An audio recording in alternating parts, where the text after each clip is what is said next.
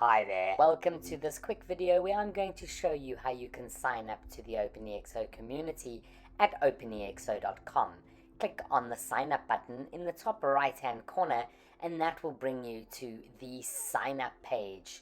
Here you can either sign up with a username and password, or you can sign up with your favorite social media login, as you can see down the right hand side. We're going to go with a username and password, so I'm going to click to register, put in my name, the mad scientist, put in my email as well as a password, and then I am going to ensure that that password is put in for a second time.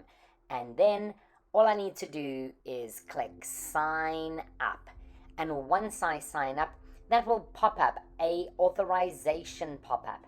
I need to authorize that I'm happy to share my data with OpenExO, and that will then allow me to arrive at my dashboard. As you can see, the dashboard is where you can find all your information and where you can edit your profile, upgrade your account. You can also see in the top right corner the options that are available to you. When you sign up, you will get an email to verify your email. That'll take you through to a confirmation page and you can return to your dashboard. That takes you to your EXO Pass dashboard, and you can get back to your OpenExO dashboard by clicking in the right hand corner. Did you know Exponential Organizations 2.0 has been released to the OpenExO community? You can read it right now. It does require a basic account, so you do need to upgrade your account in order to read the new book.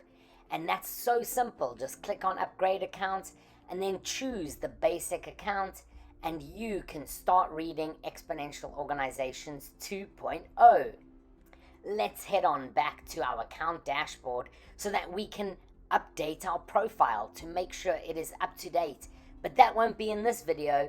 Catch our next video where we'll show you how you can upgrade your profile.